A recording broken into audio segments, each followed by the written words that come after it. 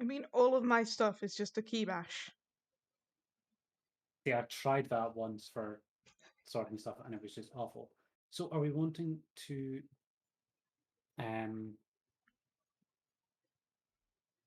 switch back over to you? Yeah, you could. Oh, I feel a bit bad because I have all the control. So I could just be like, it's my turn now. yeah, but I trust you not to do that. So, Oh god. So much pressure.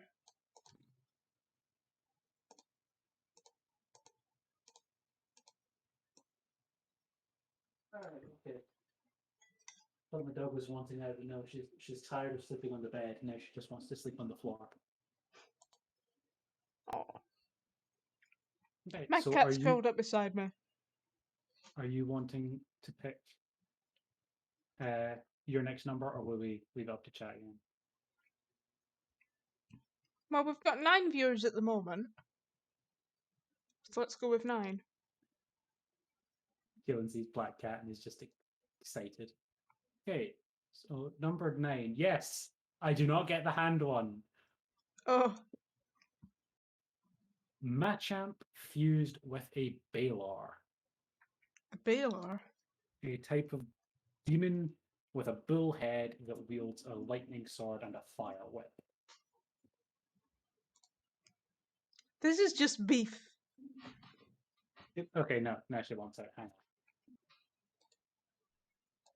So yeah, coat arms, angry cowman,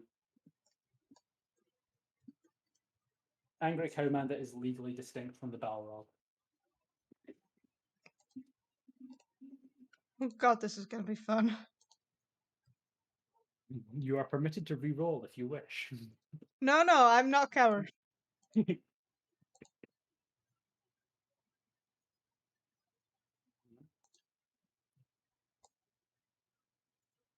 I just use this old art because it's the only one that's actually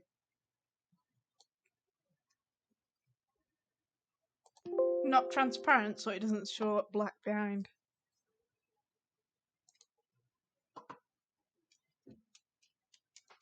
Okay, let's see. I'm gonna have to use all my anatomy skills. My anatomy skills being that Ditto is excited for you to drop.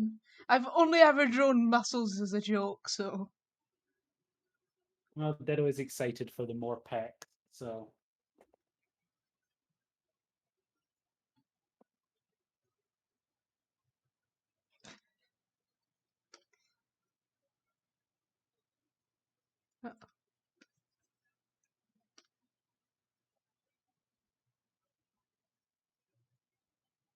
well, you could always do that other thing that I helped propose when I proposed this stream concept and kind of discuss how we'd actually fit these things into a campaign. oh yeah. Because this one I think is probably one of the easiest ones. This could be like a champion of an arena or something.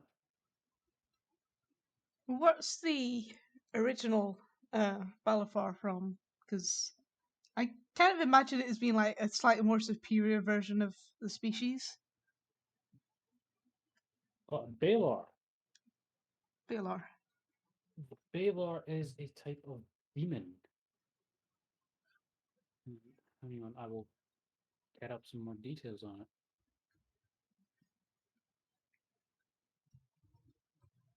I'm probably not actually that familiar with D&D.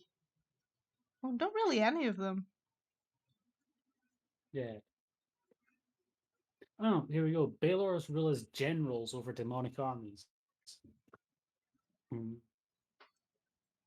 Yearning to seize power while destroying any creatures that oppose them, wielding a flaming whip and a longsword that channels the power of the storm.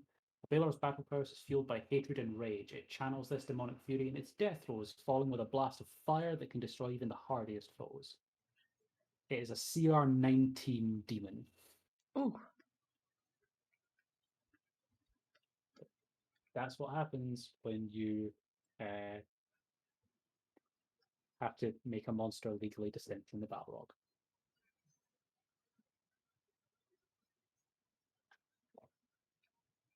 So if he's got, so initially he's got the fire whip and the electric sword, essentially. Yeah.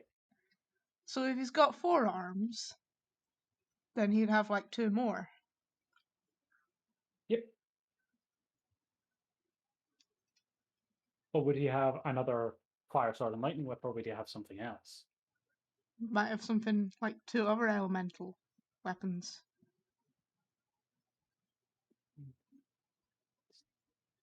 The demon avatar. So water spear and an earth axe, maybe? But yeah, it's a good shout. I was Yeah. thinking of like air, like clouds, since there's like a stormy theme. Hmm. Poison spear and ice selfie stick.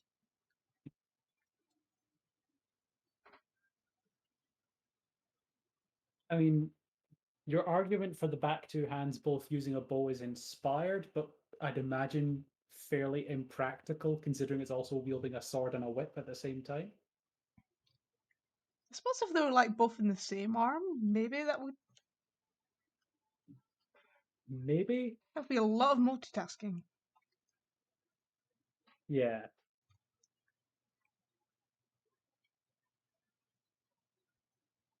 Listen, it's a demon, okay? I don't know how it bends. You know what? That's fair. Well, if it's a There's lady demon, it bends like this.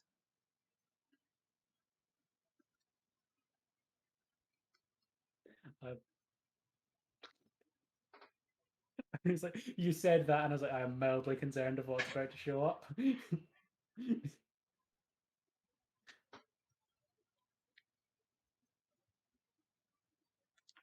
I think I should get the bonk for this. Sorry, I would, but I'm busy down. There's one of my players in the chat comparing that to their character in a campaign. A half demon who has been memed for having a fantastic ass.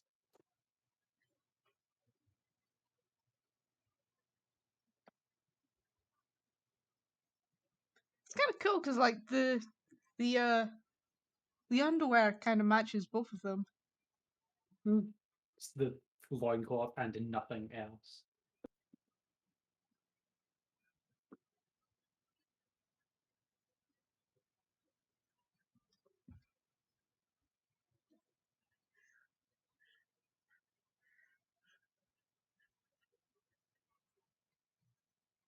Ooh, the water would kind of looking like a scythe. I think I was thinking of like an air scythe, but yeah, I think a water scythe would actually. What is this could be very cool?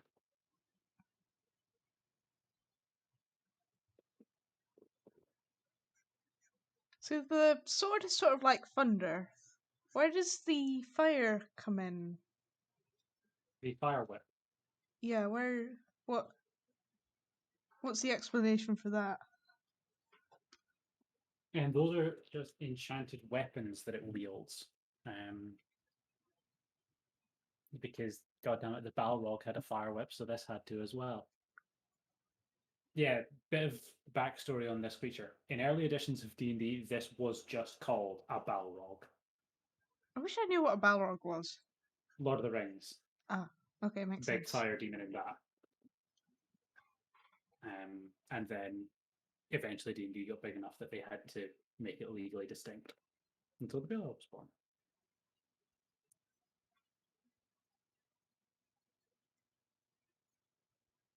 God, there's something about these eyes that looks really Pokemon-esque.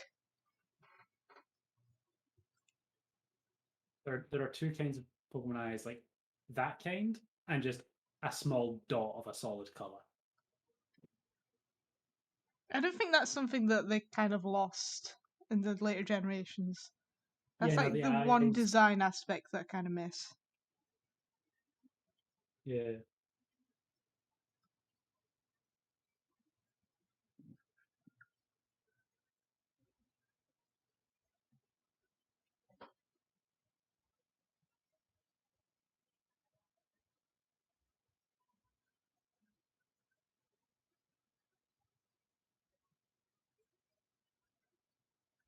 Yeah, I wasn't trying to copy either of the poses, but there's so many.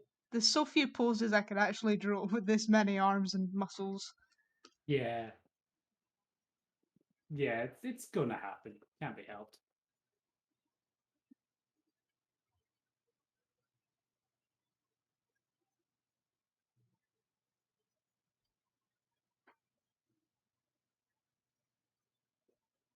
Kiddo's in distress because the fucking lost a pet. There was a brief moment where there weren't pecks readily available, and he just was absolutely horrified. Like a child with no sense of object permanence.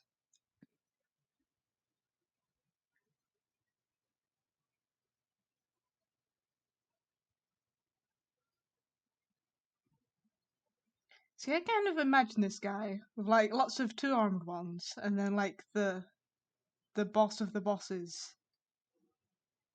But I suppose if they're already quite boss-like, But that's the thing. There's always a bigger fish, as Star Wars would say.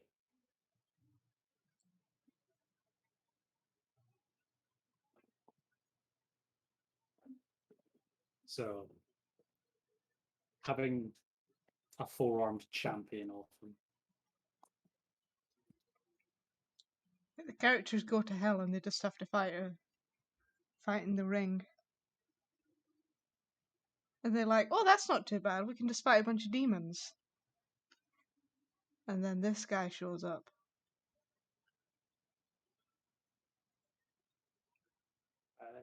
It's that age-old thing of it's like, yeah, it's once you reach high levels, there's nothing too big that a DMP throw at you, as long as they're going strictly by the books and not throwing any homebrew in. So, oh, that's a good point. One of the people in the chat's running a one shot for me tomorrow, so we shouldn't give him ideas.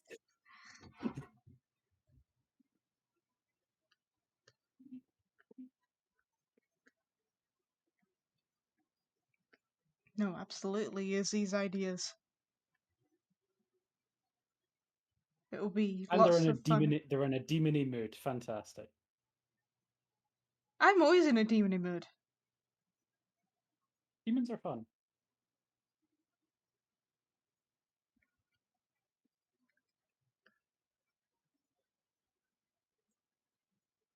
I, I mean, I tend to lean a wee bit more eldritch with a lot of my homebrew, but demons are always good. I think when I think of demons, I think more of like imps and like cute little guys with horns and stuff. But I think that's like the furry in me. And just like that's how I interpret them in my own comic, so that's how I tend to see them. Mm.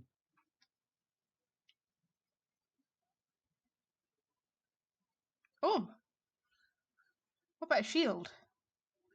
Oh, you could be good. I guess it would be quite hard to show from this angle, but like a shield that's like made of rock. Aye. Oh, this might be a tad late for it to be effective, but you'd have the shield on one of the front arms Yeah. because that would be a bit easier for it to defend with. But we can always swap around what arm he's using. Aye. I guess it would be like hard to attack with whatever's in the back arms at all. Well, that's the thing. That's why he'd have longer weapons like the scythe or the whip on his back arms. Stuff that could be kind of maneuvered around what his front arms are doing. Sword and shield is kind of quite a regimented method of fighting most of the time. So, yeah, you are.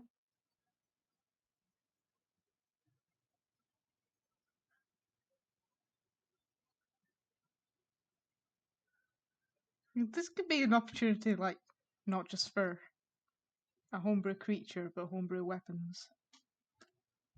Yeah. Then again, there's probably already weapons that I like magical weapons. Medical weapons are fun. And I actually, weirdly enough, don't think there is like a direct one-to-one for what magical weapons it's wielding.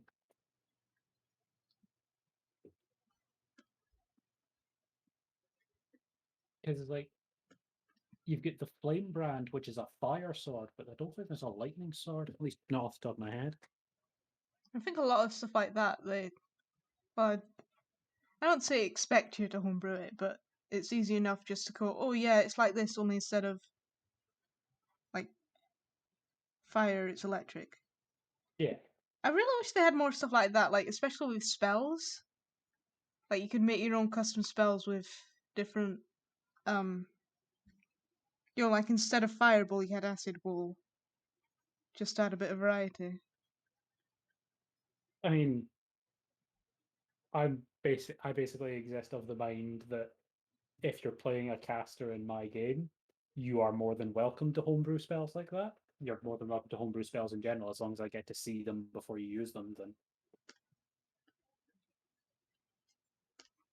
Yeah, I don't think I've really been in a campaign that's too big on homebrew yet.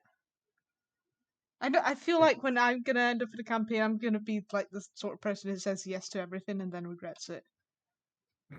Oh yeah, you always have one thing like that. How do I still not regret letting you homebrew spells? Because they're all great. Your spells are great, and I'm also potentially hoarding them for a villain to use. Ignore that; it's not happening. Um, but um, you know, there will inevitably be a thing where you let something go through, and then you're just kind of like, oh, this is far too powerful. Um, but like you can like with spells, you can outright just kind of change how they function afterwards. If they do turn out to be too powerful, you can just pull it request that they get nerfed. Yeah. And with magic items, it's easier because you either reveal that it's cursed or break it and they have to reforge it. I suppose like compared to like creatures and whatnot, where you don't really find out if they're too much. Hmm. But then again, if like there is a situation where I love how I just like my hand went over here and I just started drawing. Like with animal, with creatures and whatnot, you don't find out if they're too strong until you actually encounter them. Yeah, I in the kind of setting that I'm currently running, there was a period of time where almost every homebrew monster I introduced would nearly one shot one of the characters, and I'd then just have to nerf it back a bit.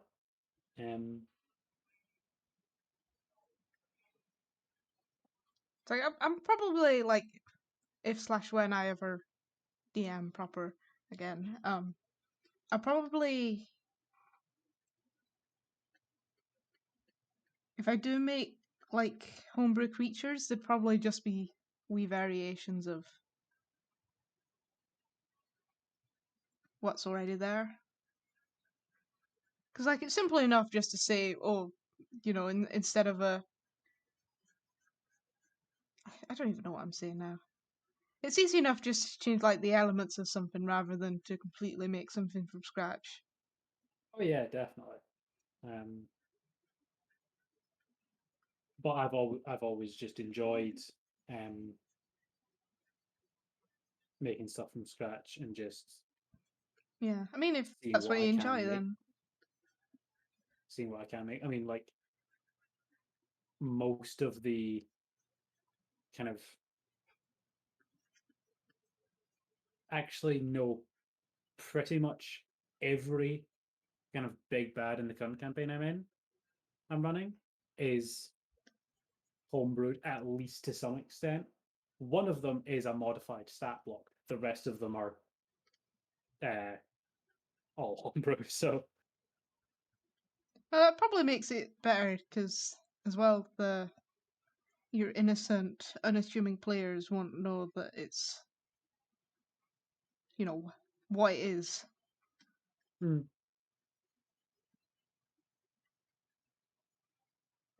My players trust that I would never do anything particularly evil. Isn't that right?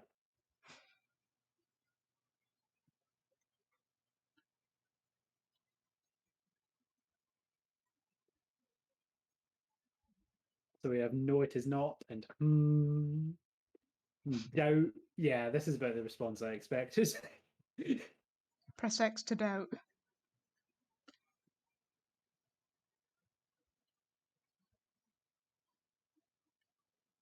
Yep, that's us getting our X to doubted. So, yep, good. You're all still same. Y'all still don't trust me. That's good. I am a malevolent DM.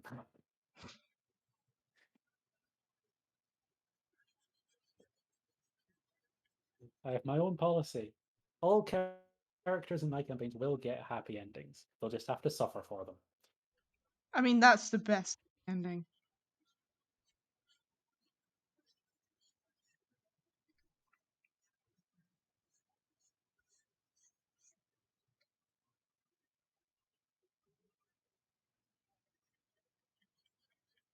I'm just throwing in a bit of colour. I don't know. Looks good. Really like it.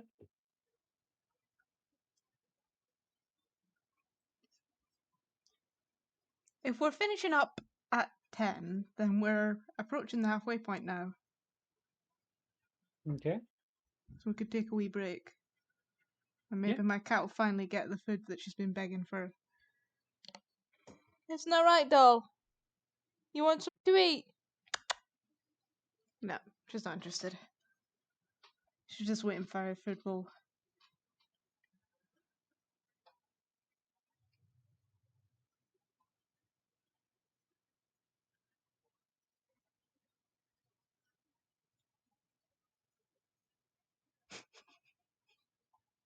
You're being urged to feed your cat.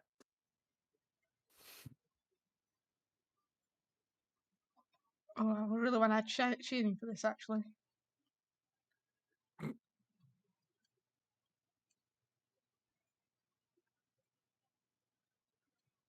I just like shading muscles. Like, in real life, I find muscles like this just really disgusting, but damn if they're not fun to shade.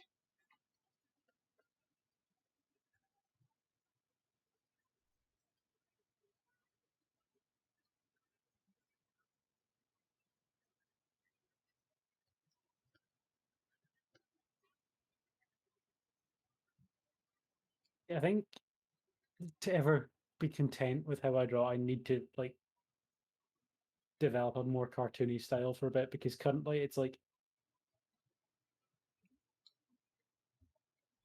I'm really bad with eyes and hands, but that's because I keep trying to make them realistic and I can't do that.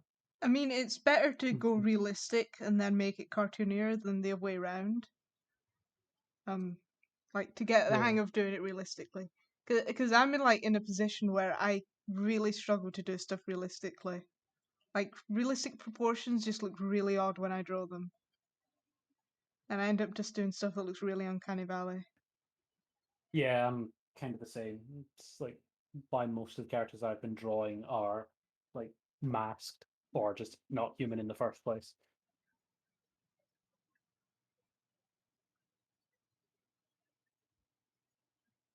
What you do is you give your character like emo hair so it covers one of their eyes, so you only have to draw one eye.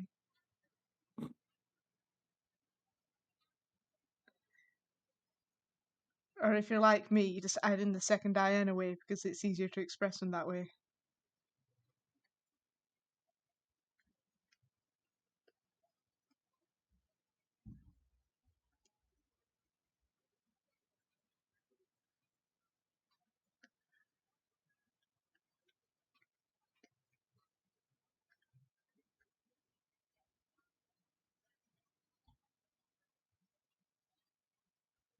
God, that color looks very fleshy pink. It makes me uncomfortable. It looks kind of like a bramble. That purple. I can see it.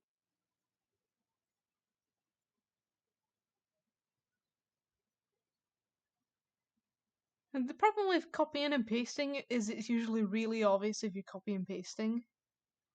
Yeah, because if unless it's like straight on, like your perspective is straight on to the person, um, like it's gonna look really weird. I do sometimes like copy the eye and flip it and just sort of morph it if I'm like flip it, click it, pop it, morph it.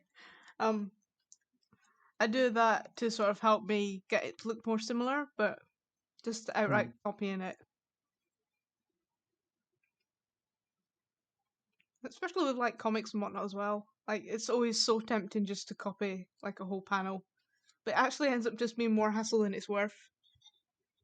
Because you'll always have one little thing that you forgot to do and then you have to like copy it all over again for it to look right.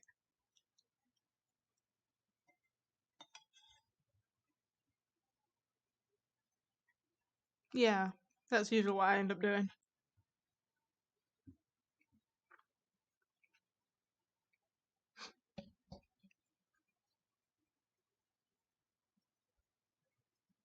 Another like trick is to oh god, no! If you mirror your artwork, you can sort of see it through other people's eyes, so it makes it a bit easier to see where there's problems. And I just did that, and now I'm suffering. Just put it back.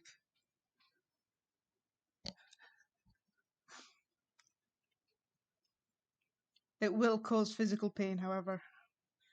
Yep.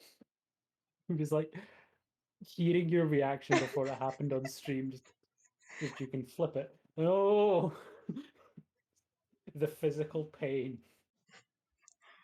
It's just like suddenly all the little imperfections that you've like your brain corrects them, but then when you flip it, your brain no longer recognizes it as the same image, so it spots it a lot easier, which is good when you're finding things that are wrong and you can fix it. But it's absolute suffering right up until the time when you fix it. Anyway, shall we take a wee break? And I'll I will my take a wee cat. break and come back with whatever new fate I shall suffer.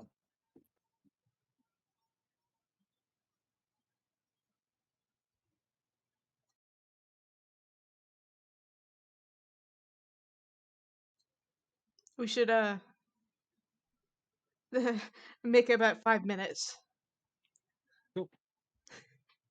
Probably a good thing to establish beforehand. Hi. I'm just gonna fill my water. Yeah, I'm gonna grab something to drink.